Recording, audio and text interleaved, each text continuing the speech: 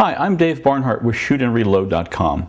I've just finished mounting the Dillon RT 1200 case trimmer on my Hornady Lock-N-Load AP progressive press, and I wanted to share with you what I've learned along the way. The Dillon 1200 trimmer consists of this trimmer motor and a specially machined die. It's a sizing die with a special portion on the top that mounts into the press, and then the trimmer motor with its cutting blade screws down onto the top of that. So here is the die. This one happens to be for 308. The one that's in the press is for 223.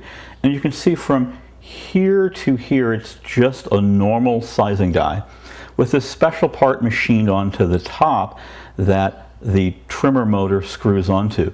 There is an exhaust port right here, and this fitting that comes with the trimmer fits around it and attaches to a vacuum line from your shop vac to suck the chips away.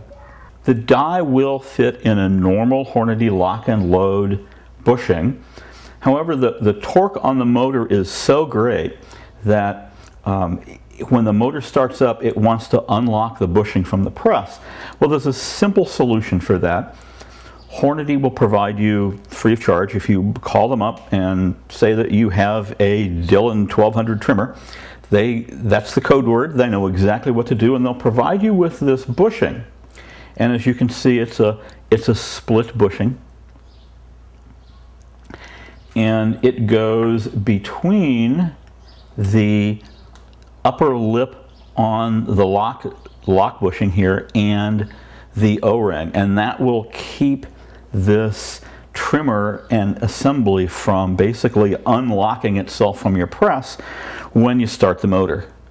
Now, one thing you'll notice right away is that this section of the Hornady press is very thick. It must be much thicker than the plate on the Dillon press that the dies go into, because you can see that part of that exhaust port is hidden.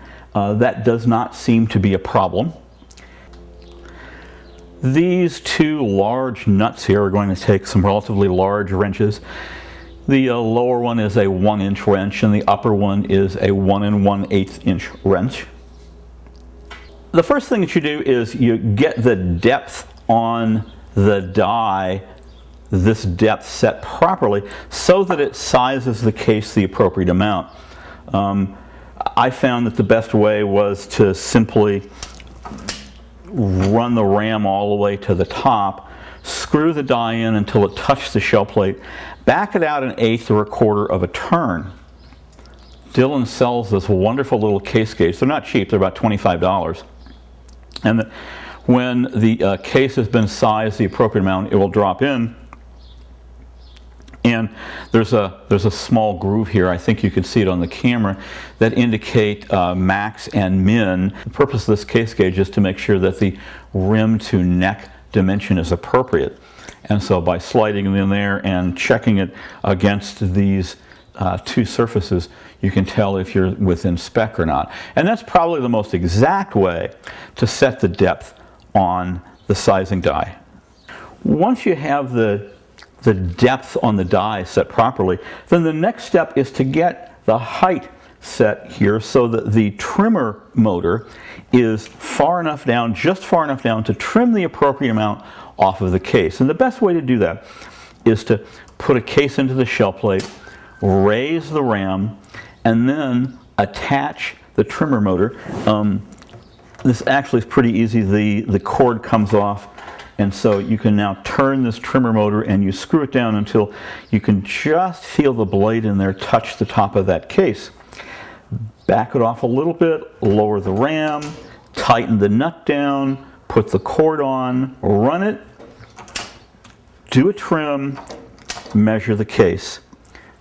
If you've trimmed it too short, back it off. If it's not trimmed long enough, screw it in a little bit. Unfortunately, the threads here, though they're pretty fine, this turns out to be a pretty coarse measurement. And so you probably want to make these adjustments probably 1/8 of a turn at a time. Once you have that done, then simply tighten up this upper nut and you've got that in place. I have a small shop vac here mounted on the wall. It's a little 1.5 gallon shop vac. It's actually the shop vac brand, private labeled from Lowe's. I bought it.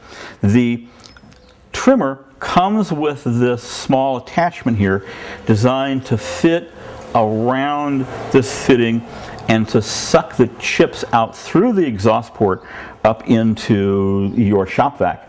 This fitting is a 1¼ inch.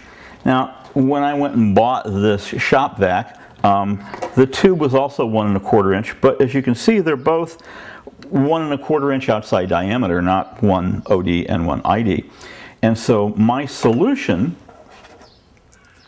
was to take one of the attachments off of the shop vac, who's never going to get used for anything but this purpose right here, and simply cut the neck off of it, and now I've got a fitting that I can use, a coupler that I can use here to couple these two together. And so the next thing I'm going to do is I'm going to go ahead and put this fitting on here and connect a shop vac up to it, and we're going to trim a few cases. Now, the way that I have this set up in station 1, I have the RCBS lube die, and it has a decapping pin in it, so it will remove the primer from the case. In station 3, I have the Dillon RT 1200 case trimmer. And then in station 5, I have my original RCBS sizing die. And the die itself, the die body, has been backed way out. Its sole purpose is to run the expander ball down through the neck of the case after it's been sized. And this is really going to do two things. One is it's going to expand the case mouth.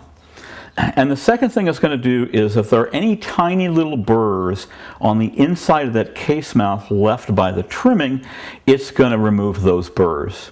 Okay, let's trim some cases.